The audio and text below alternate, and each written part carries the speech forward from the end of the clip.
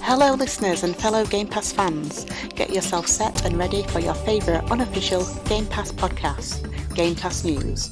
So I'll hand you over to Nick and Sean and get the show started.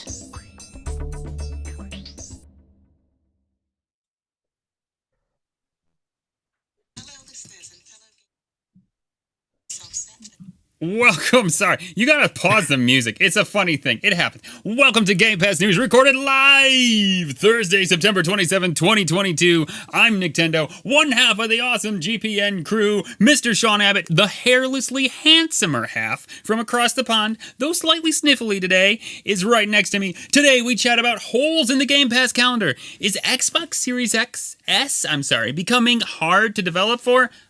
Maybe. We break down all the Microsoft Studio games coming your way in 2023 and take a stab at which ones will actually come out, because, you know, that's how it is. You better sit down, buckle up, because we're one crazy Game Pass ride.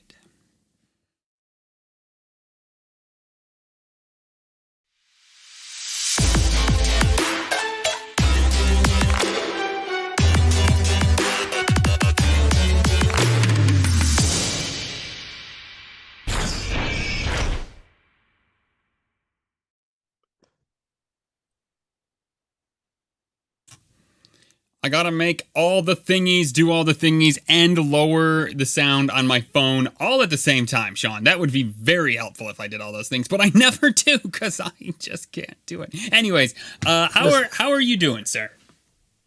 Yeah, I'm doing all right. As you can tell, I haven't. If you listen to this via the audio, you don't watch the video. I haven't got my head in a bucket. I am quite literally just.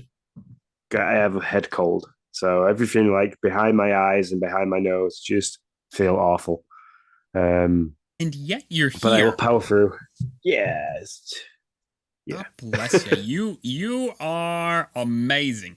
Powering through for our listeners and viewers. Look at you go. Look at you go. Yep.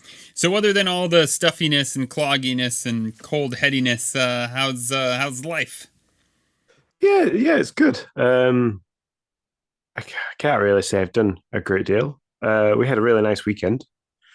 We went down to Leeds. We took Logan to his little motorbikes thing, which he loved. He's doing that again on Saturday. And then went from there straight down to Leicester, where Lindsay's dad lives. I did a couple of odd jobs for Lindsay's dad, a couple of electrician stuff, because he doesn't really like working with electrics and wires. So a couple of lights that weren't working for him. And then we stopped the night there, and on Sunday took Logan to the park. It was near there. Had a nice lunch together, and then drove up back home. So yeah, just a nice family style weekend. So, great. How did your weekend go with everything that happened with Noah at the end of last week? Well, it got worse. And in the end, just, you know, I don't know what's going on. We'll see if my son can figure this out. So we had a lot of fun, though. We did go. I took Sis. We call her sister. I took Ariel, my daughter, to the carnival, the school carnival. She had a great time. Noah didn't get to go. We went to the fair. We had a great time. Noah didn't get to go. And then that day, he lies to me about if he brushed his teeth. While he's in a lying consequence, he lies again. Now, I get brushing your teeth or not is not a big deal. Okay, I get that. It's just the point that he had to lie about it. And I was like, oh my gosh, come on, child. So we were not sure what to do. He was going to go to a friend's birthday party. I really wanted him to be able to go. I didn't think, and so I don't know. So what we chose to do was take his Switch away for a week, basically. So he's got no Switch privileges until next Monday. So, oh dear. Yeah. For a kid that's really big on Splatoon 3 at the moment, that's not doing very well for him. Yep. No, he got no Splatfest. He was really looking forward to Sunday having some Splatfest time. So he got no Splatfest time. I really didn't care about Splatfest, but I made sure to play it for about an hour just so I could. It wasn't even really what I wanted to play. I'm not gonna lie. I was like, man, I'd like to finish Tinykin, but nope, we're gonna play Splatoon for a bit. Just cuts. So yeah. But you know, I don't know. We'll see if he's figured it out or not. He's a good kid overall. He just had a rough weekend, no doubt about it. Yeah, I was telling Lindsay about it, and she was like, what was her words? She goes, no, sorry, she compared him to Logan. She was like, Logan would do exactly the same. He wouldn't be bothered by the fact that, he'd done the assignment and everything on time. His main focus would have been that cuddly toy. So, yep, so and that's what it was. She knew Logan would be doing exactly the same thing. Well, God bless you. There you go. Have fun with that in a few years. Yeah. Well, the current struggle we've got with him is his phonics, his reading. So there's a book online that the school's given us to try and get him to obviously start reading. He's at an age now where he's at school and he's start reading. So we're going through the whole kind of stuff and sounding words out, which is great. He gets all the individual letters, but you try and get him to say the word and he just guesses. He's like, so what's this word, Logan? It's sip. Right, okay. So you've got all the letters. So what does it say? Tap. No. Pan. No, that's the word we did 4 pages ago. So yeah. That sounds like Ariel too. She's just like totally just picks a word. Or my favorite is she'll be like, if it's like ship, she'll be like, and just kind of look at you like, no, no, it. Yeah, it's just like she's just like waiting for you to give approval or not on each little sound she makes, and then she kind of tries to adjust midstream. It's the best. Yeah, it's just, and the thing is that I'd understand if he couldn't get the letters and the sounds, but like he was literally sat there going for tip, and it's like, right, okay, so say it faster. Tip. Right, okay, cool. So you've got it. What's the word? Pin. Oh, kid, you're killing me here. So 45 minutes. It took us 45 minutes to do 20 pages. Oh my gosh. Single words. And like, I was just, I don't know. I picked Lindsay up from work and she was like, oh, the kids have the tea. And I was like, no, they haven't had the tea. I have been busy trying to get this kid to read. It's impossible.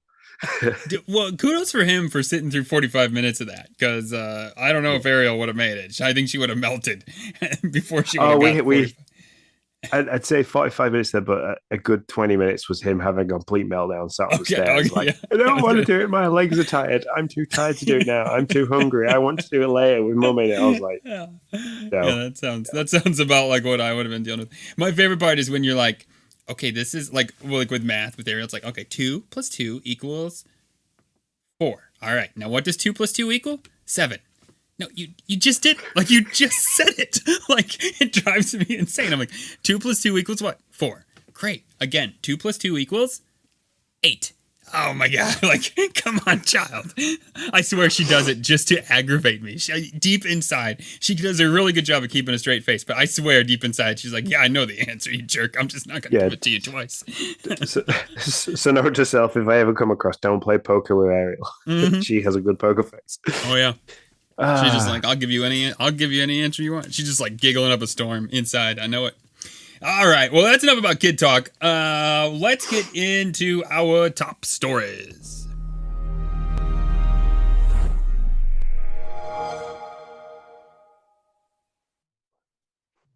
So, Mr. Sean Abbott. Yeah, go ahead. Yeah, I was just going to say very quickly when I say hello to Bruce and Mr. Hambone Johnny, who are in the chat. They sat there. They said hello.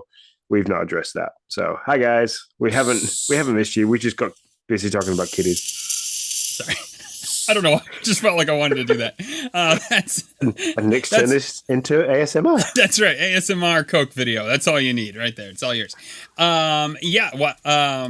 Thanks for joining us, guys. We appreciate it. That's Coca-Cola, by the way. That wasn't the sound of Nick doing Coke. Just so we can clear that with the people that don't watch this and actually listen. Yep. I don't know what it sounds like when you do Coke. I couldn't tell you. Probably a good thing. I've watched too many movies. All right, top stories. Sean, we have a black hole. Black hole alert, Sean. We're sucked into the Game Pass calendar black hole. We have nothing coming out next week. You think anything's going to come out before then? You think it's going to be a zilch week for us on Game Pass? No, I can't imagine it. They haven't left an open week for a very long time. I can't even remember the last time, to be honest. So I think it was before E3. Actually, I'm pretty sure there was a week before E3. Well, before the E3 that was E3, whatever. Before that week. The E3 that Yeah. I think maybe the only other one I can think of is before like Halo and Forza Horizon 5. Yeah. It's probably the only other time I can remember is not having a very busy week in terms of games coming to Game Pass because there were so many things coming the week later that were really huge.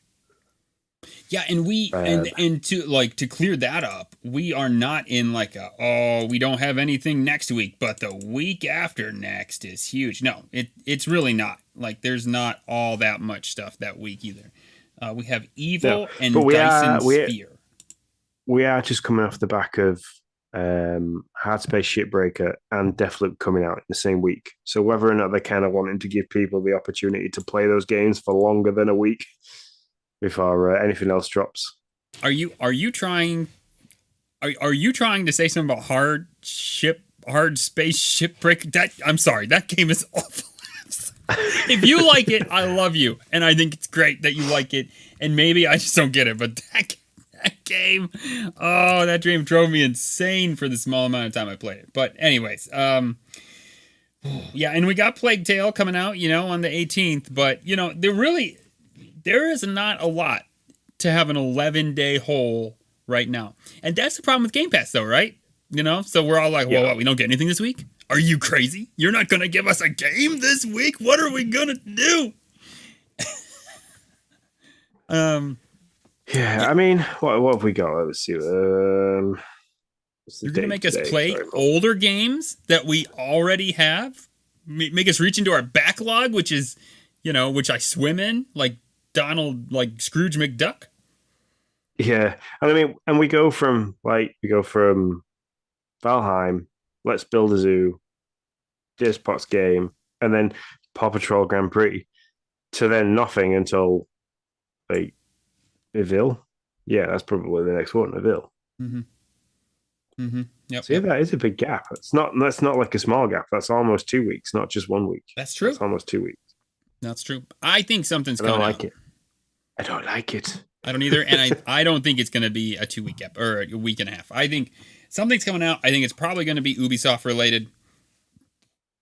I just say that because they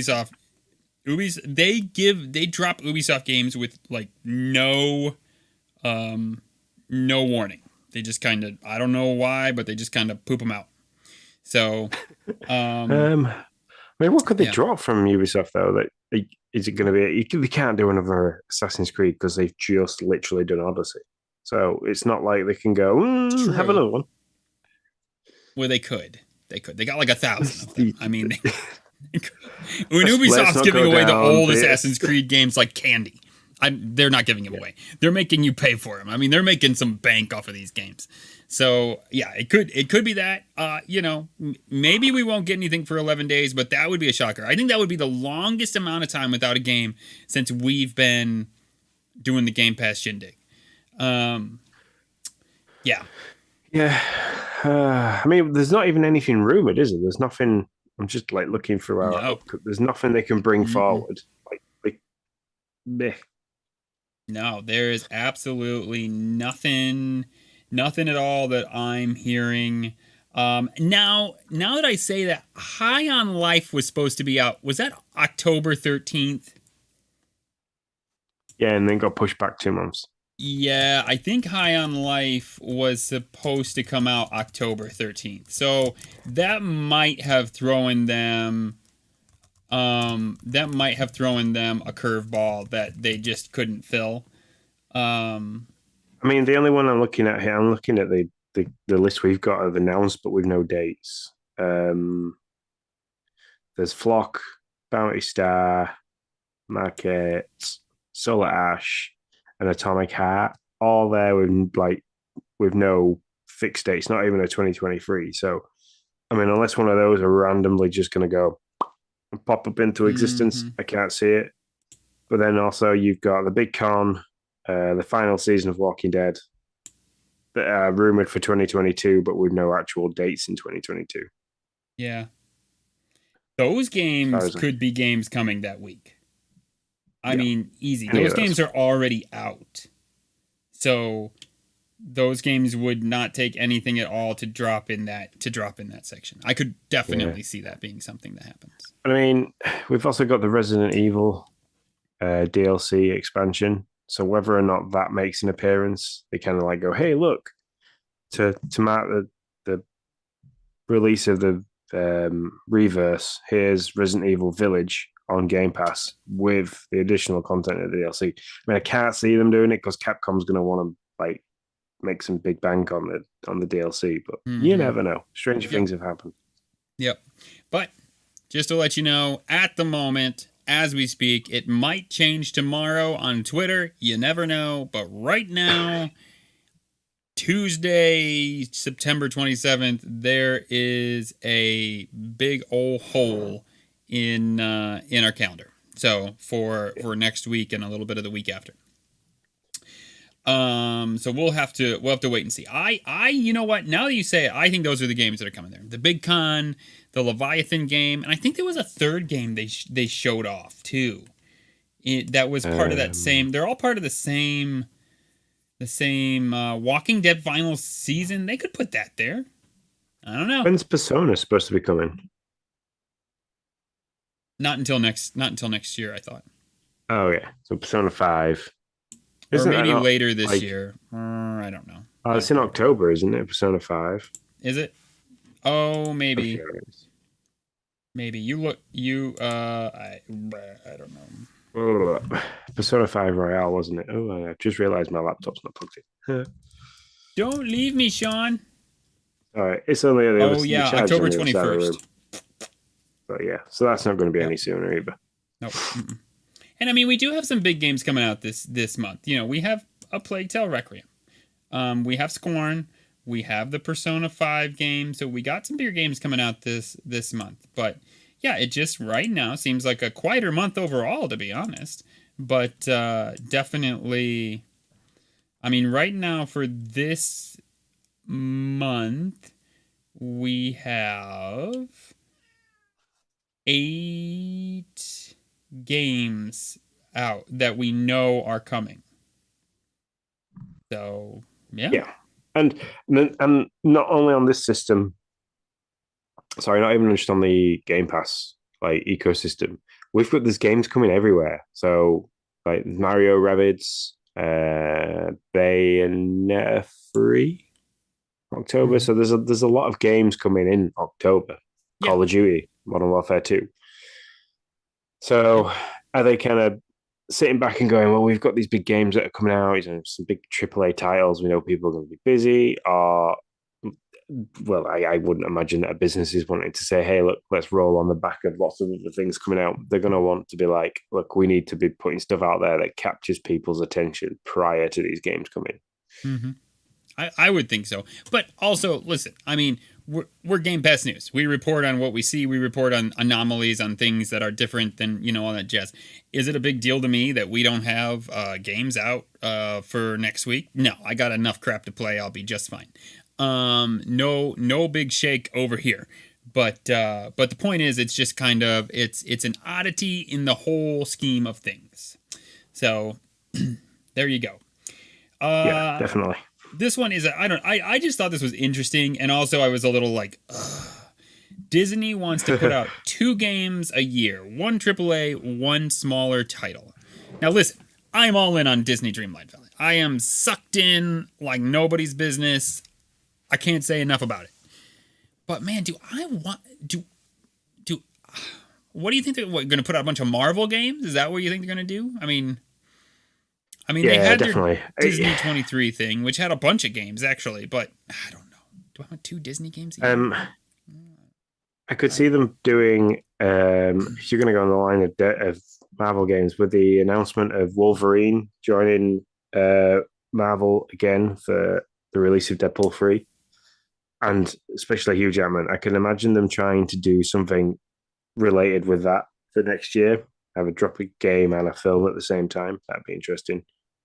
Yeah. Now that I think about it, it's not that bad, actually. In my head, it seemed worse. But I think of all the IPs they had. now that I sit back and really think about it, I mean, you could do like a Star Wars and a Marvel one for that year, and the next year you could do like a Disney related one. You could go 3 years. You could have 2 games a year and go 3 years without touching any even similar adjacent IP, quite frankly. Yeah. I mean, even if you went and did things like, we know there's an Iron Man one in the works. So you go and do this third person Iron Man game, and then you think, okay, we've done a bit of a third person Iron Man game. Can we maybe go and do like a Black Widow style game, a stealth one that's like Hitman style gameplay? We could go doing that because, you know, Black Widow being the assassin that she is, you could play that role out. So yeah, they could go in many different directions. That's they have a really big back catalogue of characters to choose from, and each character's got their own personality. A man that's currently watching the Marvels like phases while he's running, you should know that there is a lot of character backgrounds that they can go at. The whole Guardians of the Galaxy thing they could redo because the original game that they brought out like earlier on this year was absolute hot garbage. They could go back and redo that maybe. Mm-hmm. I agree with that. Although we are that's a divisive opinion. I agree with your opinion, but overall, there's a lot of people that really like that game. I don't know if it just didn't play well on Xbox. I don't know, but it did not play well for me. I did not have fun with it at all. I just didn't enjoy. I didn't enjoy the way it played. Too many quick time events and stuff. So yeah, too many things that just didn't trigger. That was my problem. Like, it wasn't even the quick time events. It was just like I did something and I ran around on stream for, I don't know, 20 minutes trying to find something, and then come to find out, like, I did the thing, it just didn't trigger the next thing to open up. So that was my problem. Yeah, that was frustrating. Yeah, and that's fine. What I don't want is like Marvel video game, Marvel video game, Marvel video game, Marvel video game. But when I think about it, you do a Star Wars game, you do a Marvel game, you do a Disney game. You're a year and a half in. I'm sure there's another IP from Disney that I'm not even thinking about that aren't even related. You know what I mean? That aren't even like within the same vein. So I will get back to. I stepped away from Marvel running. I've been watching C on Apple TV, and I got into The Handmaid's Tale the last season. So you've watched far too much online stuff. Okay, well, I can't say that. We're currently watching One Tree Hill together on the TV, and then I've started Breaking Bad again. So, yeah. But I'll get back to Marvel. I enjoy it. It's good. It's a good action thing to run to. So we'll see. We'll see what Disney brings out. Hey, you know what? If they're high quality video games, I don't give a crap if they bring out 5. That's fine. I guess that's the real point. Yeah, that's the thing. I don't want them to rush loads of stuff out. I want them to take the time. So. Yeah, like Disney Dreamlight Valley. They're like, all of our listeners are like, no, you are freaking ridiculous. I love the game. Yeah. Sorry. Yeah, I still haven't been back to it. It's still there. I still haven't loaded it back up. You should. I'll talk about it later. You should definitely be there. I'm playing it too much, just to be honest. Xbox Series S outsells PS5 altogether, both versions in Japan. That being said, the hidden story in there is Xbox Series X sold like 800. So the S is super popular, and the rest ain't, quite frankly. So that's interesting. But I mean, it's the cheaper console, and if you want to get on the Game Pass bandwagon, which I'd say go and do, the Series S is more than powerful enough to do all that. Is it? It's more affordable. Yeah, I'd say it is. Scorn Developer says it's not very easy to develop for. They got it done. They say it was a challenge, but we got it done. That's what they say. So that makes me wonder, am I, specifically I, because that's all I have is the S, am I going to be in trouble as we start to move forward, progress in this generation year? Listen, there's no context to this. It's just so we don't know why it was a challenge. They do not say. They just say it was a challenge, but we think we got it done. So I don't know. I found that an interesting statement from a developer, though. But how is it difficult? They're pretty much the same console. Well, I mean, if you're trying to spec for, you got to spec for the S, right? Or you got to make 2 versions of the game that can play on 2 different specs of hardware, right? I mean, it's the same format, so they don't have to you're past 1. Let me just be real honest. You're past my knowledge here. So, but as I understand it, it's going to be the same code, but are they going to have to use different assets that are, dumbed down, compressed, whatever, that can fit on 1440? I don't know the answer to the question, to be honest. Yeah. Well, yeah, okay, fair enough. We're going into the realms of storage-wise, X 1 terabyte, 512 for the Series S. Frame rate's the same. Then it processes 12 over 4 teraflops. I complain. True 4K, yours is upscaled 1440. No disk drive, capable of 8K high dynamic range, high HDR. Yeah, they were asked on Reddit, audios. Was it hard or challenging to develop this game for the Xbox Series S? And their response from them, not like a secondary whatever, from them, it was a challenge, but we believe that we finally succeeded in that. With a smiley face.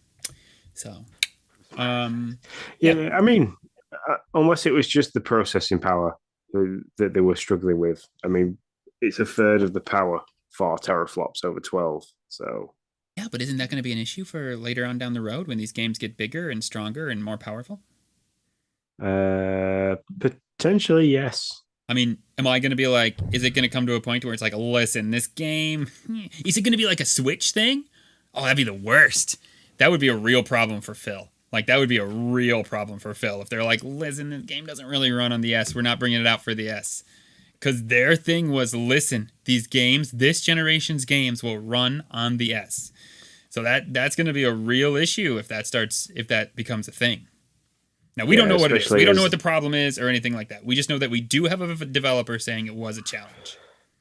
Especially if they've made the Series S more affordable because they want to get people into the Game Pass ecosystem. But then they get to the point where the Game Pass games are too powerful to play on the console that most people have got to be in the ecosystem. Yeah, I don't want to be Phil then. Let me tell you. That'll be guys. Funny story. Well, he'll probably just go, well, we didn't raise the price of the Series X. Right. You can go buy one. What you're going to have to do, Sean, is you're going to have to get this pack. They're going to call it like an Xbox pack, and you're going to have to shove it onto your controller, and it will add RAM. No, I'm just kidding. Isn't that what the 64 did? Yeah, the expansion pack. The whole expansion. Yeah, I'm going to say the only way you could play like Ocarina of Time was with the expansion pack. A brilliant solution. So, yep, that's all you got to do. Just get the expansion pack. That'll only be another $200, and then you just shove that on your controller. Every controller is going to need one, by the way. So if it's a multiplayer game, you're going to need to buy two. No, I just make this stuff up. Or just buy a second Series S and push them together and just tape them together and be like, there we go, yay. I love it. Just hook them up together. I love it. I think it's great. Yep. Perfect. And it's still cheaper than an X, right? No. Well, it's about the same price, right? Yeah, about the same price. Yeah, there you go. I love it. All right. So I thought this was an interesting conversation. I'm not going to lie. This came off of a conversation that Jeff Grubb had. I know there's been no love lost for him lately with the whole Zelda's coming to everything and then Zelda didn't come. But I thought it was an interesting conversation to have. What's coming in 2023 and what's actually going to come in 2023. Now, listen, I'm not Jeff Grubb. I don't have any insider information. I know nothing. I'm just here having some fun, talking to a friend, shooting the crap. So I just want to make that real clear. The games we believe to come in 2023 are Redfall, Starfield, and Hellblade, I believe, are all slated to come. Microsoft Studio games, let me reiterate that. These aren't all the games for Xbox, but obviously. But Microsoft Studio games are Redfall, Starfield, and Hellblade. Yep. Past that, we don't really know. Now, you can be cheeky and say Diablo 4, which they technically don't own, but probably will by the end of next year or sometime next year. As long as Sony doesn't have their way. Yep. I'm trying to look now. Funny story. You look. Funny story. Contraband was very interested in this game. We know nothing but the trailer. I was interested to see if there had been any information about this game come out from when we heard about it 2 years ago at the E3 showcase. Yeah, I'm gonna say. So I searched them on Twitter. They have one tweet, and it is the video that they showed at E3. That is legit the only thing on their social media page. So I believe it's not going to come out in 2023. Not in the slightest. Or all? Or all, yeah, maybe or all. How about or all? Let's start there. I don't think Fable's making it in 2023. I don't think that is going to be. I don't think there's any chance that that's going to be a 2023 game. Here's a question for you that the Game Scoop crew had this. Do we think Starfield is going to make it in the first half of the year, like Xbox said it was? Yeah, they can't move it again. That's the only issue. They can't have shown that much gameplay footage that they showed and have the developer sat there going, yeah, we could, this game's ace, you can do this, you can talking it up, and then go, yeah, we need to push it back again. I can't see it happening. Listen, I played this card once before, and that card burned in my hand. So I am not going to say they can't do Diddly Squat, because when I said that, they moved it the next week.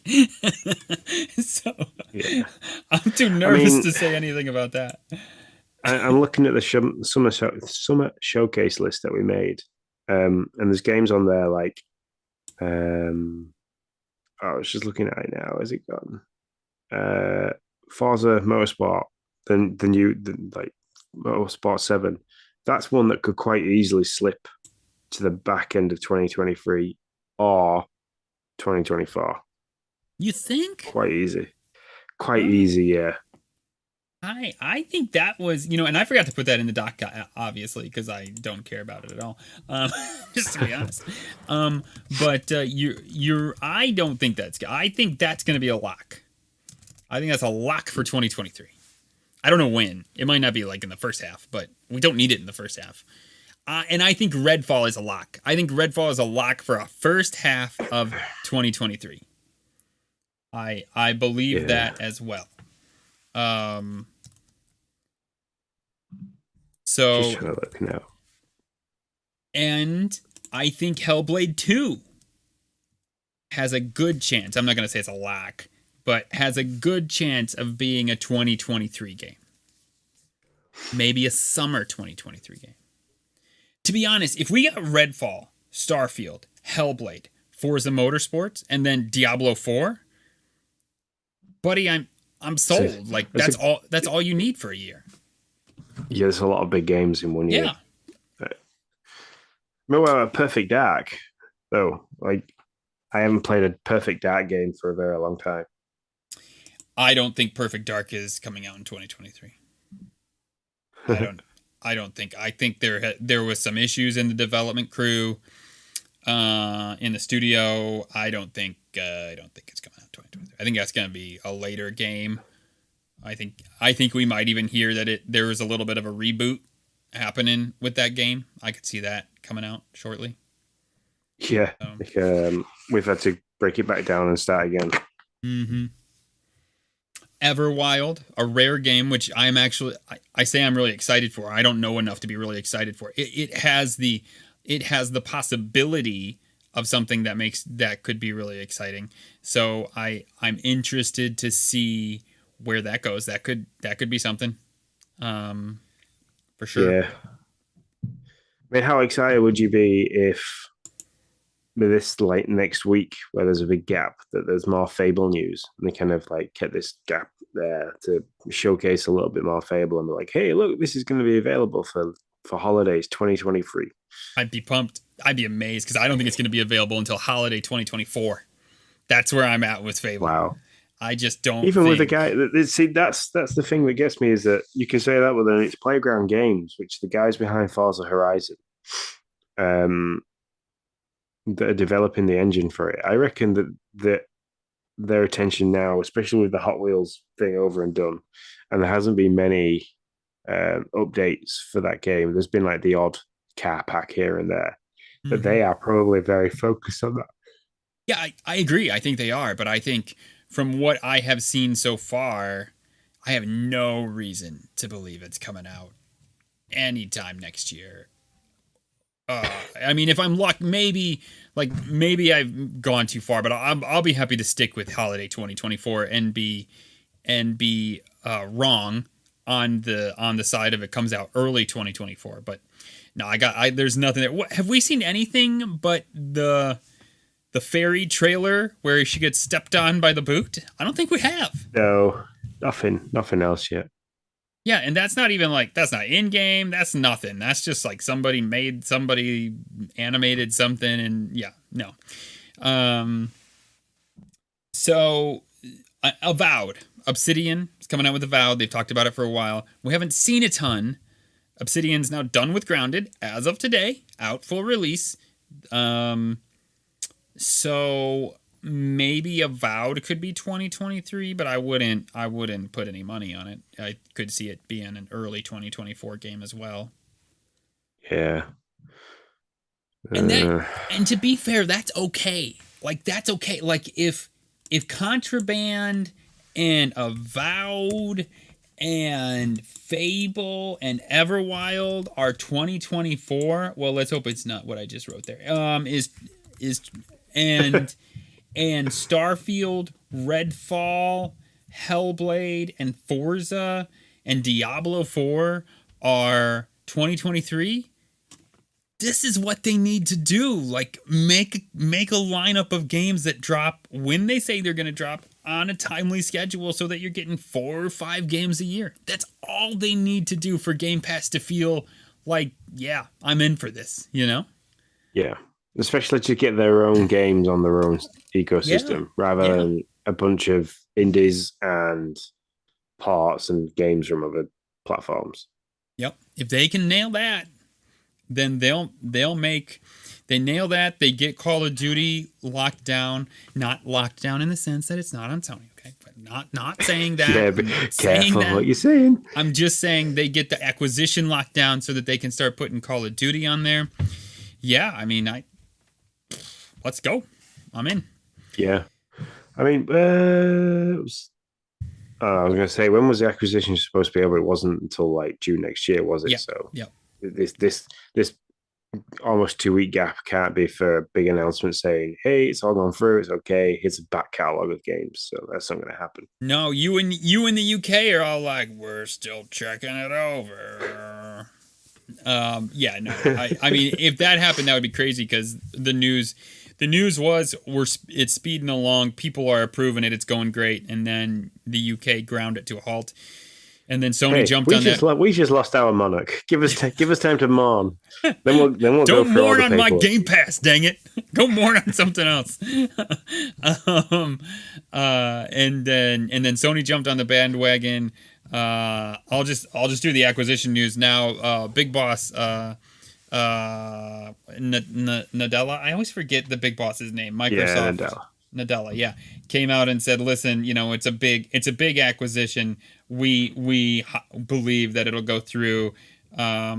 It's moving for an acquisition this size. Basically, it's moving smoothly. So yeah, that's the acquisition. Yeah. Well, they can say that and say, "Oh, okay, it's been okay here in this country, there in that country. So it's still moving forwards. It's just they're waiting for us to kind of be like, look, okay." The countries it's been okayed in, though, don't offer a ton of confidence. Listen, we've already got this okayed in Brazil and Saudi Arabia, so I mean, we're pretty much there. He didn't mention that. I can imagine why. Yeah. So we'll see what happens from there. That's what's coming in 2023. That's what I think's coming in 2023. I think you can have Redfall, Starfield, Hellblade, Forza Motorsports, and Diablo 4. 5 games. Can't see us getting any surprises. And that's the only issue is that we want some surprises from 2023 and early and late 2023, and I can't see that happening. No, probably So not. they definitely need to. This is why I'm saying they definitely need to deliver on things like Redfall and Starfield at the beginning of the year, because they've got nothing else up the sleeve. So they've kind of done all that already. That's true. That's true. We'll see if it actually comes true. But I Starfield will be that next year. I am less hesitant to say Starfield will be in the beginning of next year. So when is Zelda coming out? May 12th. Was that the date? I can't remember entirely. Yeah. Sometime around there. Yeah, maybe they'll just they'll just take May 13th. Maybe they'll have them come out the same day. Zelda and wasn't it Horizon came out on the same day? So maybe they'll have Starfield and Zelda come out. That'd be horrible. That Starfield would get pummeled. Absolutely. It would, pummeled. yeah. That's the black and white of it. Is a big AAA game like that from Nintendo is going to just overshadow everything. So the best thing that Microsoft and Sony can probably do at that point is be like, look, we cannot have a game release 5 days either side of this, because people will just either fall off it or people will go, no, and just carry on. Yeah. So stay away from that day. Be smart, Xbox. The Pit. News bulletins, news flash bulletins, whatever you want to call it. The Pit is coming to Halo. I don't care. Do you?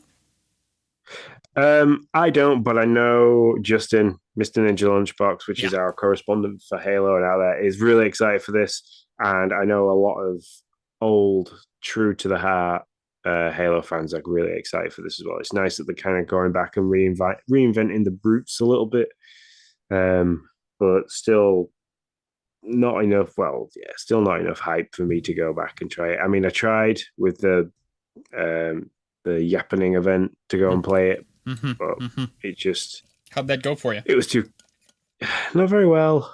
Still too crazy. Still jumping around too much. Still, difficult. Online multiplayer first-person shooters, I'm just not feeling, and that's coming from a guy that played a lot of Warzone. It's kind of, I can't go back and do stuff like that. So. Yeah, it was a funny conversation between you and me. You were like, yeah, I don't like it because you got to jump around so much. And I was like, oh, that's probably why I die, because I never jump. Like I legit, I only jump when I have to get like up a small cliff or something in Halo, which would explain why I'm probably always dead. So there you go.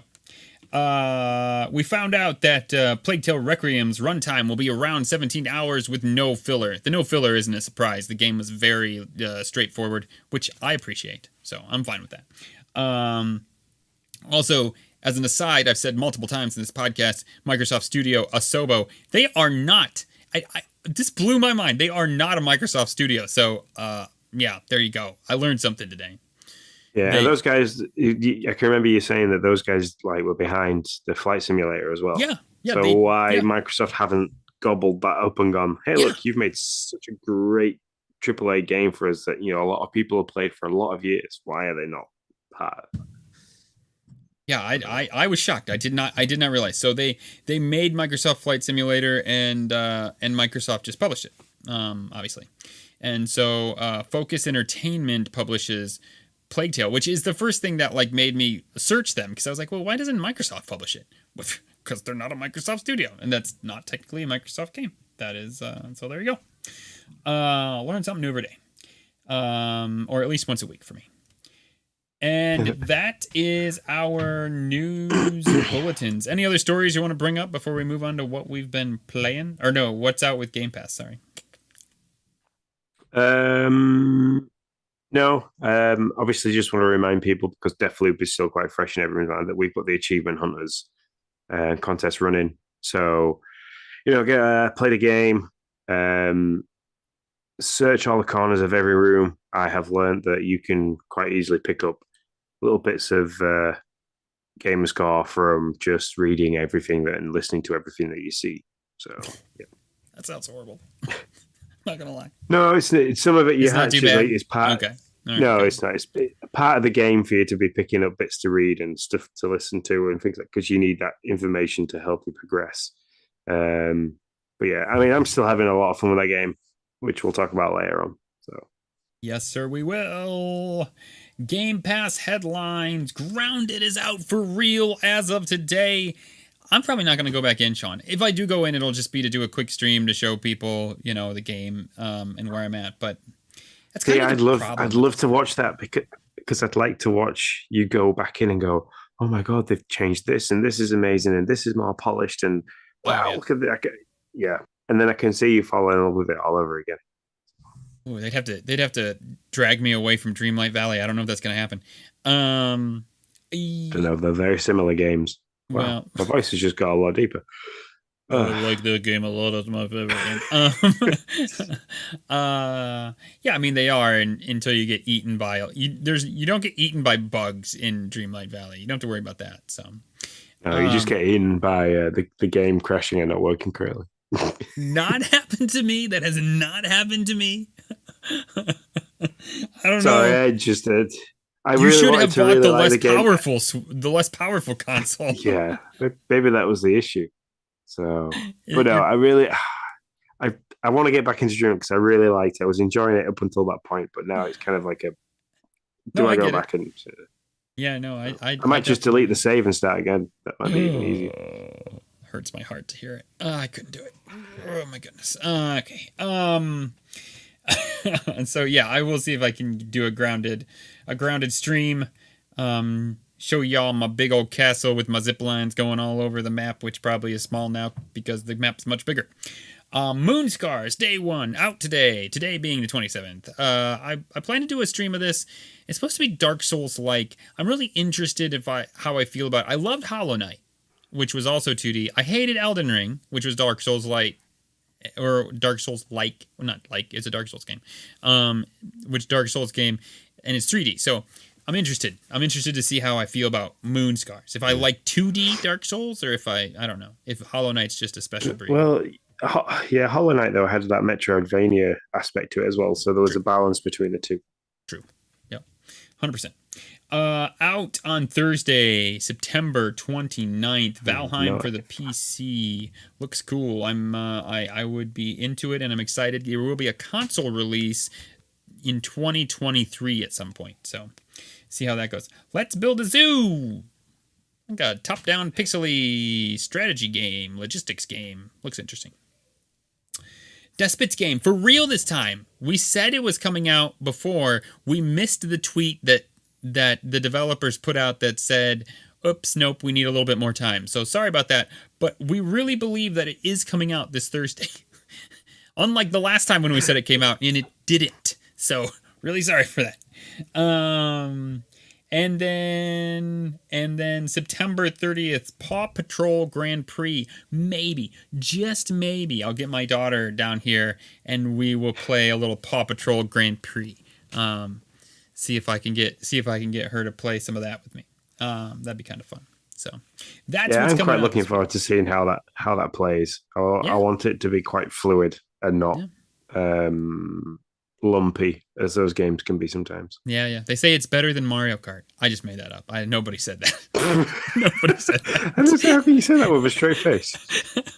Because I don't really care about Mario Kart all that much, so I can blaspheme it and feel okay about it. Games coming next week. None. We already talked about this. Unless they change it before this comes out, and then I'm sorry and we effed up. Games that are leaving. I don't know if we talked about games that are leaving, but we have a bunch of games leaving in 3 days, September 30th. Right now, you can pick them up on sale, 20%, but after the 30th, so I'm sorry if you're listening to this on Saturday, it's too late. Games leaving. Visage, which I believe was the creeper that you played for a hot second. Yeah. Unsighted, fun game. I played that for a hot second. The Procession to Calvary, don't know much about it. Subnautica Below Zero, crafty sandboxy game. Slime Rancher, sad to see it go, but 2 is out now. Lemniscate, a strategy shooter. Going Under, don't know anything about it. Dirt 4, I believe that's the cadaver digging game. No, I'm just kidding. That's a car game. That's EA. Is it EA's rally game? So. Well, Dirt Rally is also leaving. So Dirt 4 and Dirt Rally. So they're both leaving. Yeah. Dandy Ace, I don't know anything about it. Astria Ascending, it's leaving if you want it. AI, the Somnium Files. So I don't know. I mean, it's not as bad as the last list. There were some really good games in that one. So there was 8 games leaving there. Some of them were pretty big. Subnautica's a really big game. I know there's a lot games. 12 games. So that's a big list of games to be leaving for us not to be getting anything to fill that gap. That is a great point. That's great. So at this point, okay, I know this is September 30th, but let's just say it's right there. It's more let's just say it's October. At this point, there's more games leaving around October than there are coming in and around October. So there you go. There you go. So there's definitely a deck shuffle happening here. Mm-hmm. I reckon we're going to get rid of 12, maybe add 7 or 8 new games. Yep. And I think some of those are going to be pretty decent ones in that slot. Interesting. Costs a lot of money to get Scorn Day 1 and Plague Tale Day 1, apparently, Got to pay for it somehow. So that I don't know if that's the reason, but it wouldn't surprise me if it was a portion of it. Go ahead. Go on. No, go ahead. There is not a change to the games with gold, as far as I'm aware, as of yet. Portal 2 and Gods Will Fall are there until the 30th of September, and Double Kick Heroes is running until mid-October. So. Yeah, so we should be hearing about new games with gold here pretty soon too. Fingers crossed. Yeah, and fingers crossed that they're going to start using the old Xbox One catalog of games. That would be awesome. That'd be interesting to see what comes. Mm-hmm. Gods Will Fall. It was a good game. I claimed it. I did it. I did the thing. I claimed the thing. I did it. So there you go. All right, on to our Xbox Spotlight.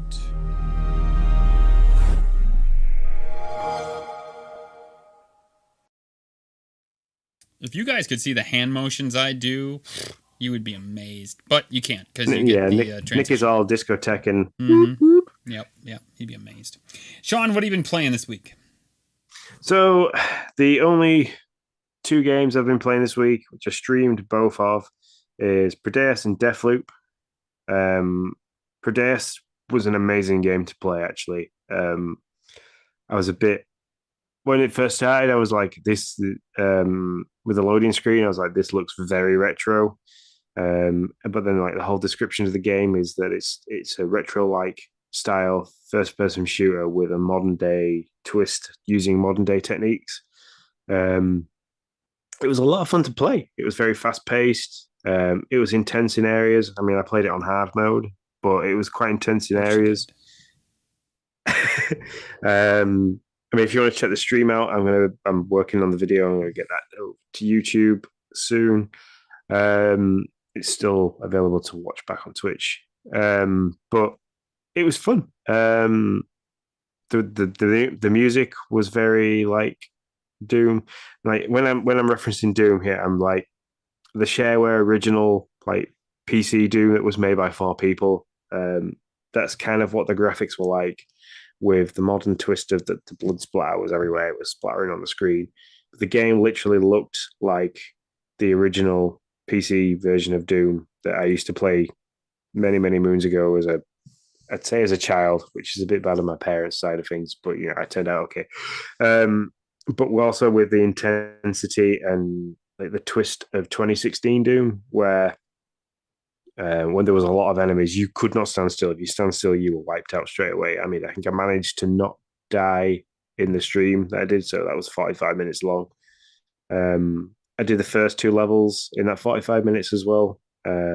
It did feel like there was some guidance in the direction you could go, but there was also lots of little secrets to find, like Doom. There was areas where you could climb up a little bit and get to areas. But yeah, it was fun. It was good fun. Ninja Lunchbox was really in on it. He said he was going to pick it up and play.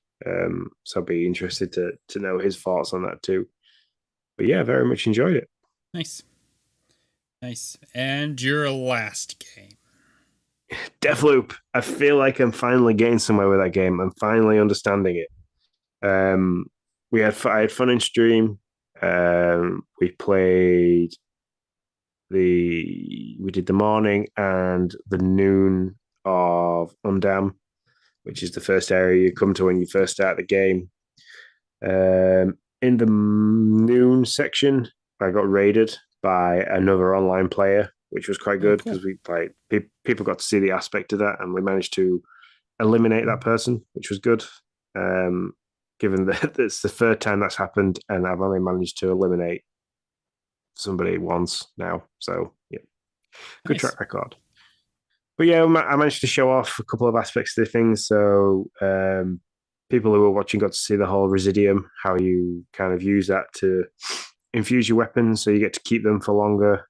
So if, like, the whole idea of that is when you die, you don't, a bit like a roguelike, well, a roguelike in every sense, that when you die, you lose all your weapons and your abilities. So infusing them with the residium that you can pick up from eliminating another online player or from all the little glitchy shiny objects that you see kicking around. You can infuse the weapons, the trinkets, the slabs, all stuff that you don't really understand unless you play the game. But trinkets are kind of like upgrades for the weapons and the character that you play as, which allow you to maybe double jump, have more health regenerate faster, and then the trinkets for the guns allow less recoil, carry more ammo, stuff like that.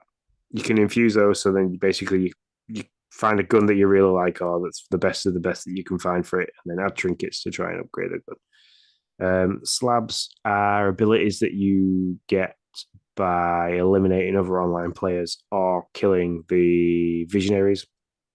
The one I'm using at the moment is called Shift, which allows you to kind of teleport yourself over small distances, which is quite good for using stealth, but can also catch you in the back if you're not very careful with it. As I found out before we started streaming, I tried to shift myself to another platform, ended up reappearing bang smack in front of a load of enemies, and all hell broke loose.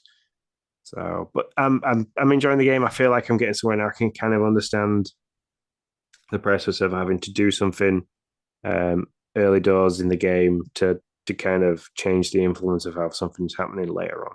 So, yep. Nice. I have yet to play it. I'm living vicariously through your stream and you telling me how it works. I don't know at this point if I'm going to go back to it. We'll see. I'm not here if I'm going to go back and at least even try it. I feel like I owe it to at least go back and try it. But we'll see if I actually get there. Yeah. Anything else for you? No, I've been playing Shovel Knight Dig, the mobile game with Apple Arcade. I've been playing that a little bit. I'm enjoying it, but not. It's a roguelike. It's definitely something that I play, like if I'm sat in the car waiting to pick the kids up from school, or I'll probably play it a little bit if I'm kind of sat around waiting for stuff to happen at work. But okay, so tell me, what are you doing in this game? I've heard now. I mean, every podcast I talk about is talking about Shovel Knight Dig. So what do you do in this game? I don't know. I'm not. Basically, you dig. You jump down a hole. Bless you. I swear. I know. You kind of. It's a bit like Spelunky. Okay. In the sense that you ascending down lower levels, and the lower the level you get, the more difficult the enemies are. You're collecting gems along the way, which you can then use to buy different abilities and upgrade your abilities and stuff like that, or make items available more readily available as you're digging down. So you can get different, like you can get a wand. You can pick up a wand at some point, which allows you to throw fireballs, which helps you quite a lot. Different abilities like that. You can then also permanently help. So like shovel attacks do more damage. You can jump and control your jump for longer in the air, kind of things like that. And that's what you kind of purchase. So in the sense of roguelike, that you got to dig, collect loads of gems, you might die, go back to the surface, upgrade your stuff, try again, and keep going like that. Gotcha. Okay. And that's basically it. Okay. And there is an end to the game, though. Is that correct? Like you can't. There is, yes, because one of the bounties that the Dads After Dark set was for somebody to roll credits, which I believe has already been done and collected. But yeah, there is an end to that. So you can get all the way down, ascend all the way down to the very bottom of the game. And I'm assuming that's kind of like the end. That's your end right there. All right, well, cool. Yeah, I've just heard everybody talk about it, and I didn't really know. I might. Is it free to play, or does it cost, or what is it? I mean, do you have Apple Arcade? I do not. I might. I don't know. It's too convoluted. There's no way for me to tell. There's no way for me to tell, Sean. I think I might have access to it. I've just never actually gone on and actually played a game on Apple Arcade. Yeah, we subscribed to Apple Arcade. We did a free trial. I enjoyed it. I enjoyed some of the games that were on there, and like Logan plays What the Golf quite often on his iPad, and Sonic run game. So gotcha. We kind of left the subscription going. Lindsay plays a couple of games off there too, so we thought, well, we might as well keep it in. So it's not free to play, but it is free if you have Apple Arcade, is what you're telling me. Yeah. Gotcha. So, yeah, I don't think there's any in-app purchases to buy any currency that I've seen. So okay, cool. All right. Well, for me, I've played 3 games. I beat Tinykin this week. That game is really good. I do have a few gripes with it. I think the ending is a little convoluted. I don't really know what happened at the end. I mean, I have some vague idea of what happened at the ending, but not. I couldn't follow the all of it. I have been playing Disney Dreamlight Valley almost every day. I absolutely adore the game. It's definitely the collectathon fetch questy thing, so it is what it is what it's wrapped up in. So if you like that kind of paper, then open that present because it's there for you, and it's awesome if you're on Game Pass. That's an analogy. Yeah. And so yeah, I've just it has its things that need to be fixed. The building outside, the building all around is sloppy and it needs fixed. It needs some real help. Your ability to know, so there's a mechanic where you can when you level up a character to a point, it'll say, hey, what do you want this character, like if it's Goofy, what do you want this character's main thing to be? Do you want it to be mining or fishing or gardening? And then you can walk around with that character and get extra of whatever you've chosen. Well, the problem is there's no way that I've found, so if somebody else knows how, let me know. There's no way that I've found to know what you have made that character unless you go up to that character and actually talk to them. So like it would be great on a screen. I don't remember what I made Goofy. Well, I do because I made him fishing. But like some of those characters, I don't remember anymore. In the collection screen of all the people that, like all the different collections, does it not form part of that? Okay, maybe I will look. I have never looked up characters in the collection screen. So that is a place I didn't look. I tried to click on the map. I clicked on them on the map to see if it would tell me. I couldn't, because I realized I'm really missing out. Like what I need to do is find the forager guy that I have made that specializes for it and just run around with him. Because it's like I get double of everything that I pick up, and it just makes the most sense. And then if I want to fish for a good long time, then I can change and I can run around with the fishing guy. But anyways, that's way too deep into Disney Dreamlight Valley than anybody really wants to go. I'm enjoying the game.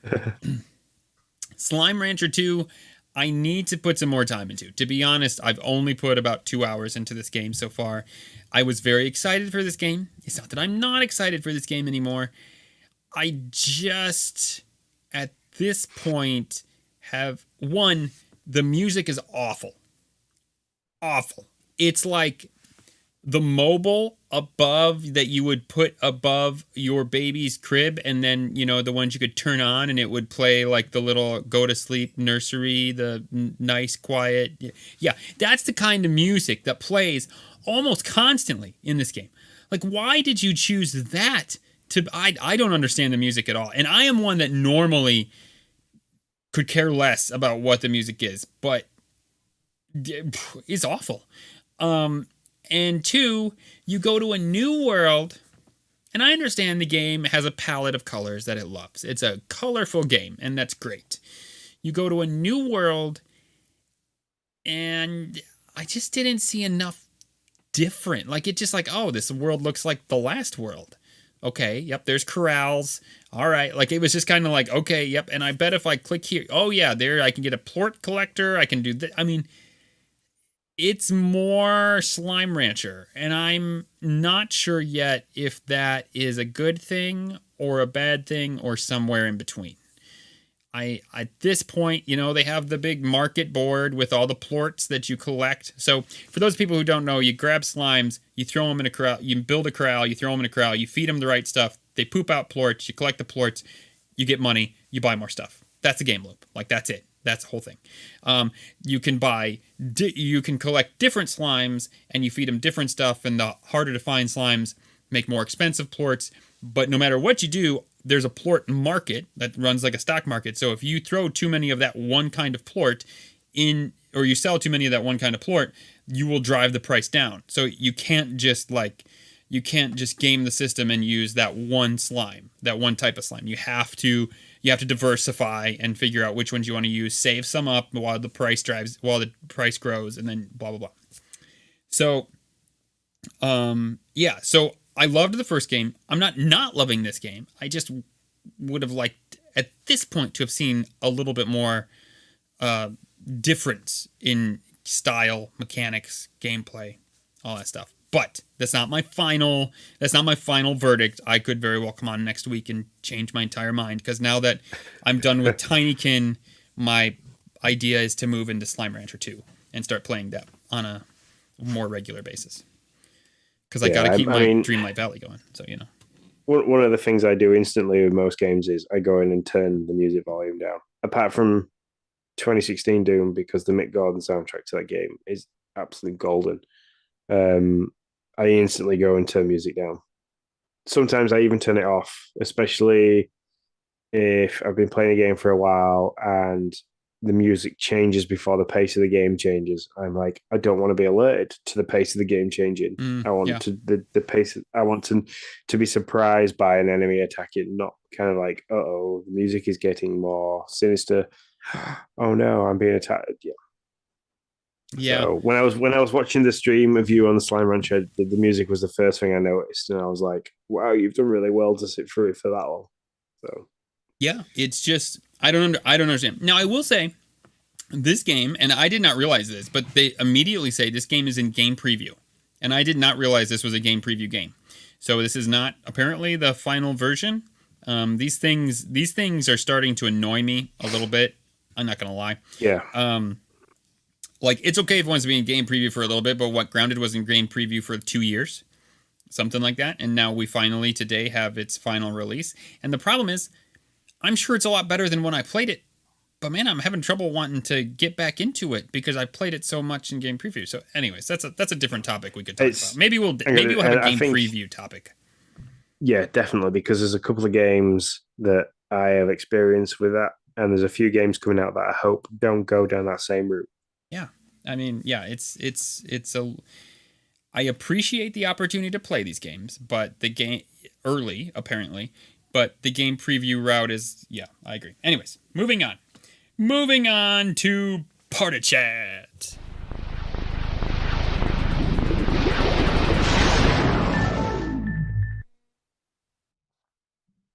Sean, I've talked too much. You take it away.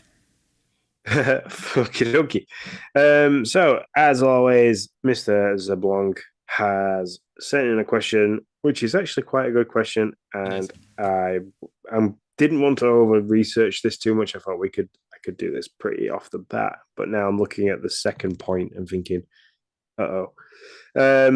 his question is: we are in agreement that Tinykin is Game Pass's Pikmin, but what would you say are the best current Game Pass alternatives to the following games? First being The Legend of Zelda. Okay. What do you think? You name a game, I'll name a game. Tunic. Yeah, that's a pretty solid top-down Zelda choice for sure. Yep.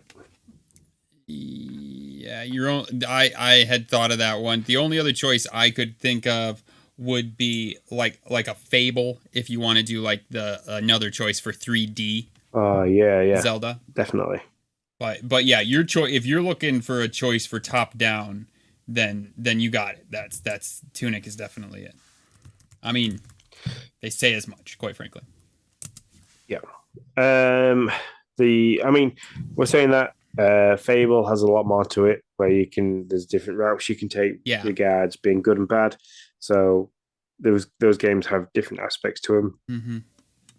Same with Tunic, because it's very heavy on the puzzle side of things. So yeah. Yeah, it's not a 1-to-1 for sure. Tunic is much closer to top-down Zelda than Fable is to 3D Zelda for sure. Yeah.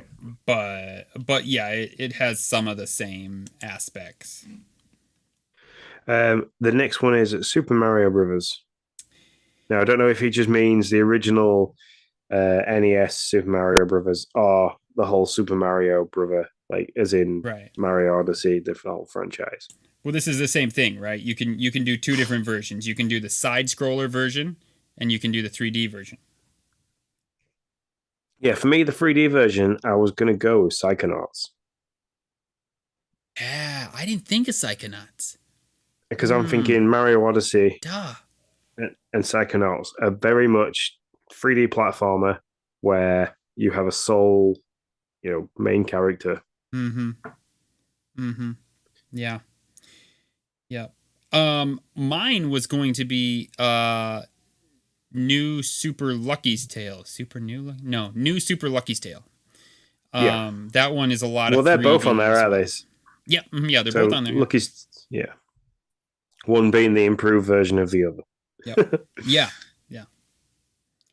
Oh, I want to jump back. I couldn't remember the one I had in my head from earlier today. Death's Door is another top-down version of Zelda that you could play. That would be another Zelda. Yeah. What about 2D Mario? Hold on. What about 2D Mario? I don't know of many 2D side-scrolling style. No. There's Ori, but I mean that's a lot of Metroidvania in there. Well, that was where I was going to go with Metroid. You've got both the Oris. Yeah. I could not think. Banjo-Kazooie would be. I mean, it has its differences, but Banjo-Kazooie could be another 3D one.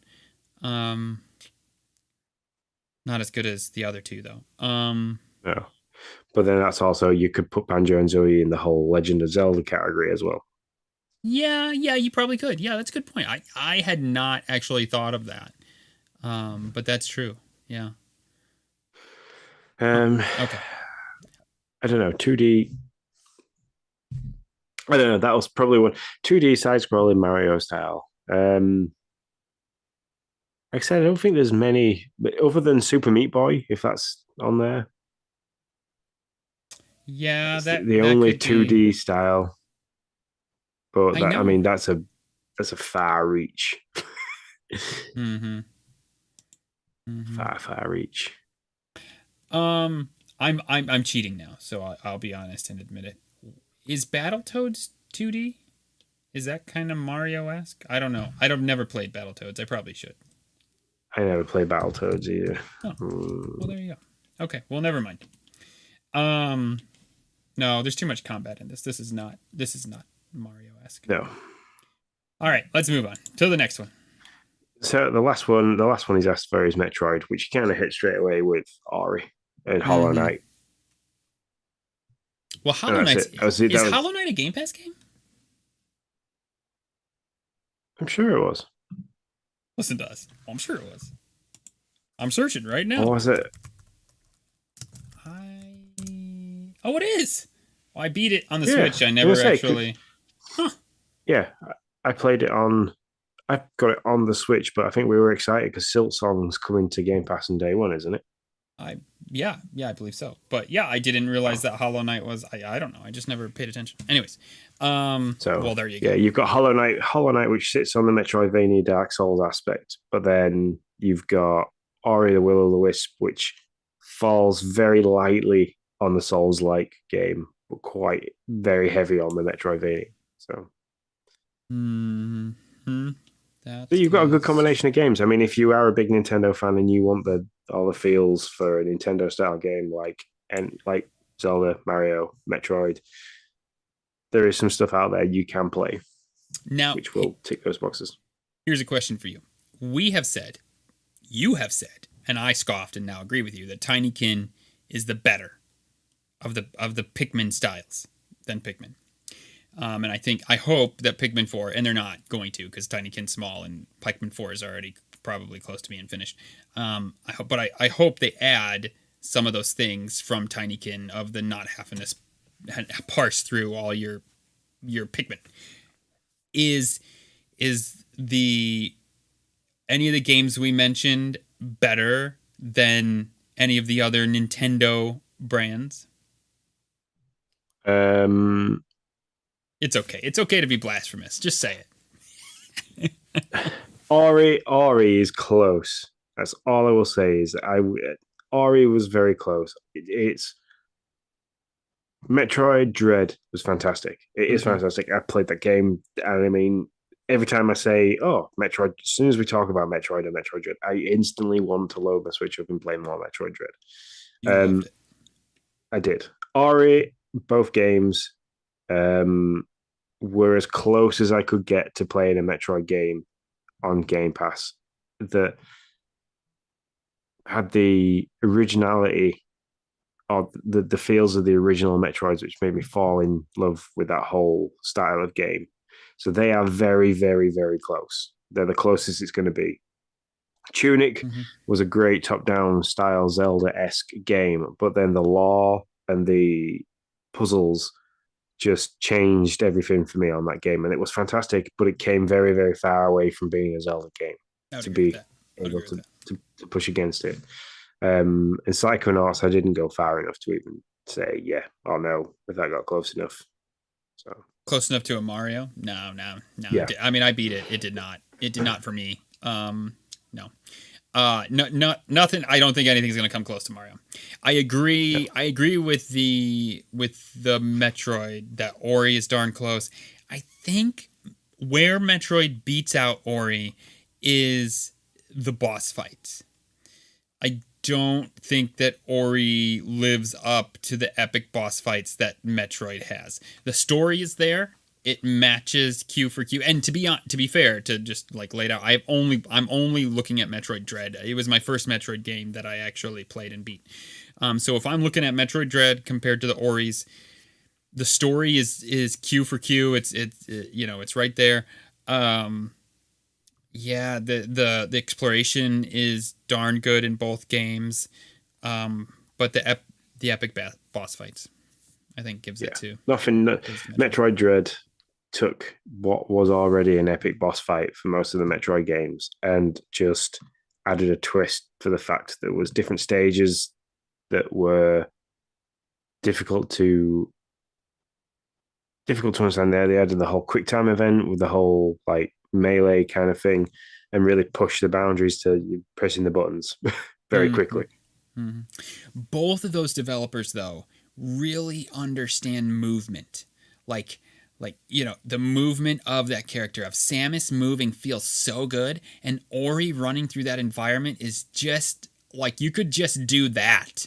Both of those games are so good in movement. Just awesome. They are so good in movement, but what I will say about Ori is that it took some time to master.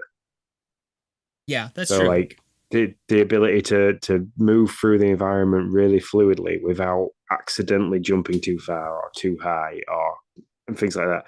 So it was a wonderful game to play in that, but it was also quite difficult to master, which is another thing that I like about those style of games. And it was the same with Metroid. When I was playing it through on Dread mode, the movement was really fluid, but you had to be precise. It was, like you say, brilliant to play, but hard to master.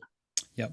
So. And the one thing about Metroid 2, about Metroid Dread, is the way that all of your ammunition is available to you at any point in time in the game. There's no like, oh, I want the ice missiles now. Oh, I want this. Like, the controller is hard to figure out when you're first doing it, of like, I'm pressing, I don't even remember anymore, but like I'm pressing R, I think, or RB, whatever that button is, top R button. And then I got to press Y or X, and it switches around. That is very confusing at first, but once you get it, man, it feels great, and I don't have to switch from ammunition types, and it's just fantastic. So yeah. Yep. So yeah, thanks very much, John, for that question. Just in, Mr. Ninja Lunchbox asks, Tacos or burgers? And describe the ideal choice. For me, it's burgers, but I do love a good legit taco. No Taco Bell tacos. I'm sorry. If you like Taco Bell, that's great. I think it's okay, but I mean, if you give me a good like corn tortilla, the ones that are kind of hand sized, where you just put cilantro and onions on there, a little grilled steak that's all chopped up. Oh my gosh, it's fantastic. Green sauce, man, yeah, I'm in. Green sauce. I'm guessing that's guacamole. No, green salsa. Guacamole is great too, though. Give me fresh made guacamole. We have a lot of legit, and I always wondered if they were like legit Mexican restaurants. Actually, we have a lot of taquerias. I don't know how you say it. A lot of places that just specialize in tacos, and I didn't know if they were legit until we went on our cruise, and we ordered tacos, and I was like, oh. Okay, like we were in I can't remember where we were, but I was like, all right, I'm gonna see. So I ordered tacos, and I was like, oh yeah, this is what I'd have at home. Okay, all right, cool. I'm getting. So yeah, I felt but yeah, burgers. The issue I have with tacos is I don't like the hard shell tacos. I only like the soft tacos. So, but then if I'm gonna have something like that, I'd go more towards quesadillas or burritos. So that's where. But burgers, I am a burger man through and through. So, like tea this evening was a beef pastrami sandwich that was like with cheese and sauerkraut. So yeah, anything that can go between two slices of bread, I'm all over it.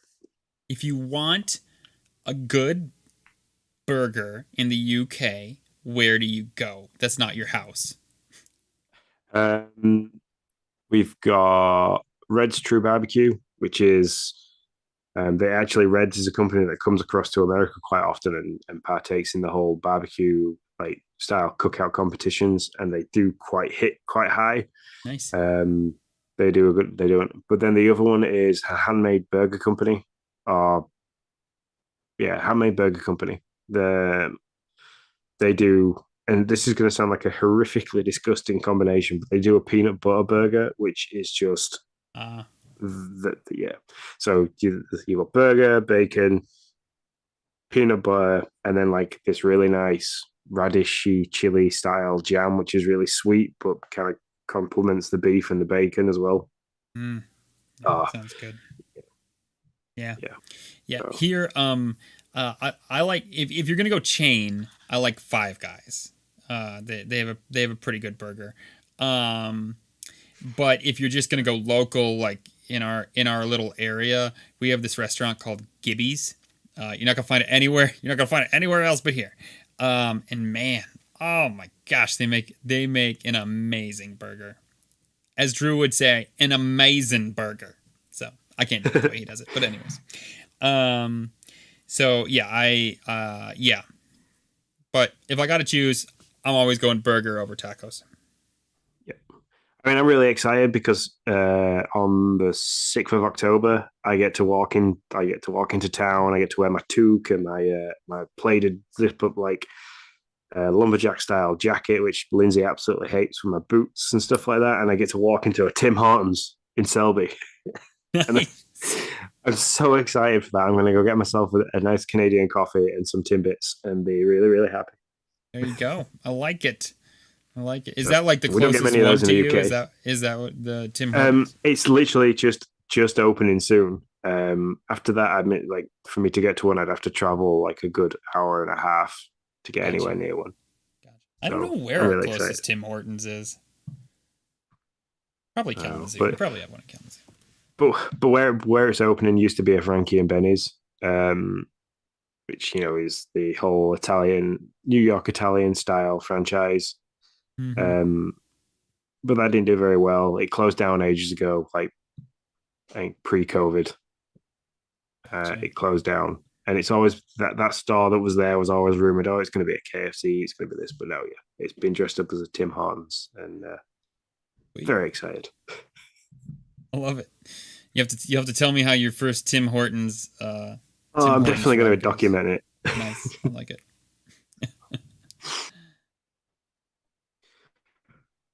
So yeah, that's just we did well. I mean, how long have we gone for there?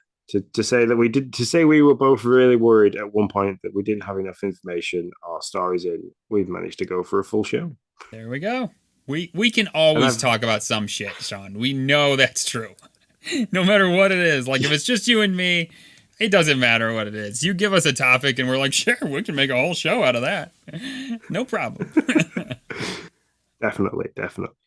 So if that's it, man, I shall take us out. Take us out. Yeah. So if you guys want to get in touch with us via our social media platforms, that's now Facebook as new, Twitter, YouTube, and Twitch. Head over there. At Gamepass News gets you across. If you want to buy any sweet merchandise like Nick's cool hoodie that he's wearing or the clock behind him, head over to redbubble.com. Look for Gamepass News. That's our store. If you want to jump in on the Discord, all the action there, head over to patreon.com/Nintendo Dads.